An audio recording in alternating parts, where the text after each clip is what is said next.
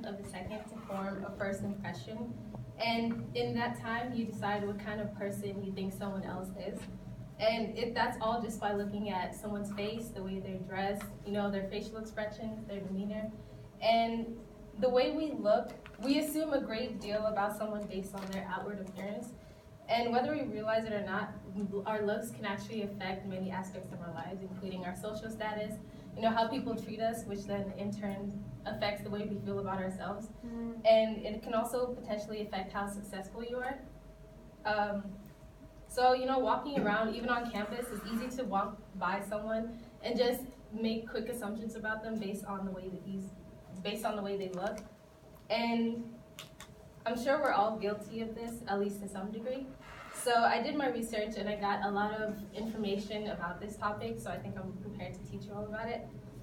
So although looks can play a large role in society, I'm going to persuade all of you to just not make assumptions about someone before you get to know them. So first I'll talk about why looks are considered so important. Then I'll talk about how it can potentially affect your career, and then I'll talk about a solution to this problem. So first off, why are looks considered so important? So I think we would all like to think that we don't judge someone based on what they look like, but who they are as a person. But I think that the truth is people are superficial, and we like to compare ourselves to others, whether it's our family members, our peers, or even people in the media. And I'm sure most of us have heard before that it's what's on the inside that counts. And in a perfect world, that would be absolutely true. But in reality, that's not quite the case.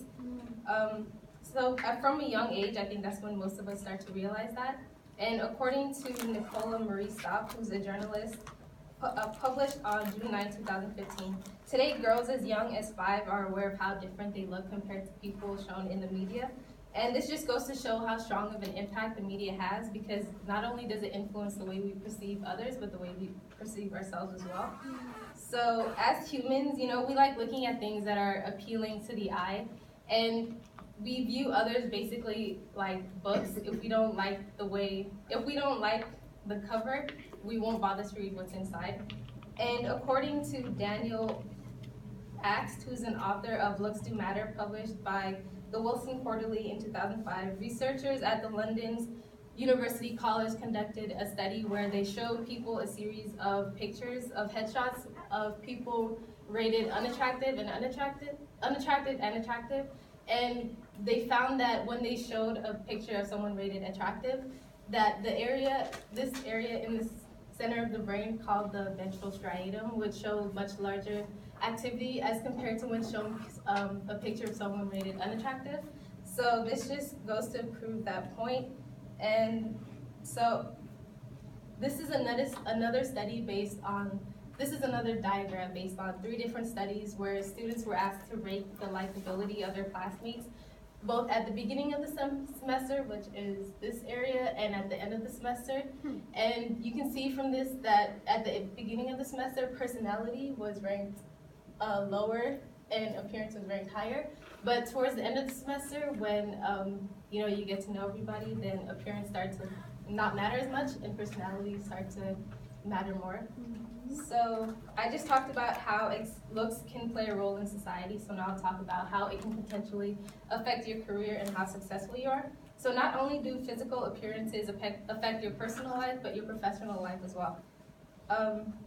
According to Jessica Benet, who's a journalist for Newsweek, on July 19, 2010, 57% of hiring managers said that qualified but unattractive candidates were likely to have a harder time landing a job than those who weren't. And the average callback rate for a good-looking woman is 57%, and those viewed as not as good-looking was only 7%. So basically, if you have 2 candidates that are both qualified and both applying for the same job, it really just comes down to which one the hiring manager thinks is more attractive. So more often than not, they would be the ones to get a call back. And according to Daniel Hammermish, the author of Beauty Pays, published in 2011, customers, employers, and employees tend to pay more attention to someone that they find more attractive. And a study at the University of Houston on how facial appearance influences the success of an interview, they found that people with blemishes on their face, like in these pictures, whether it's a birthmark or a scar, they found that they would have lower ratings as someone who did it. And according to Juan Madera, who's a professor at that university and co-author of the study, he said that the more the interviewers paid attention to the features on the face, the less likely they were to remember the content of the interview, resulting in lower ratings.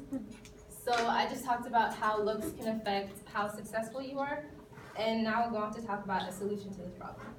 So discrimination and biasness, whether you do it knowingly or unknowingly, can have lasting effects, and it can cause someone to feel excluded, and it can lead to depression, low self-esteem, eating disorders, and in some serious cases, drug and alcohol abuse.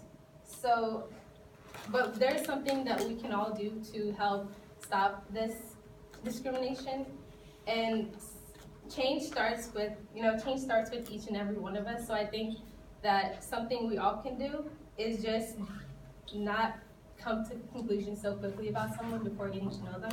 So that's what I challenge all of you to do. So because we wouldn't want someone doing that to us.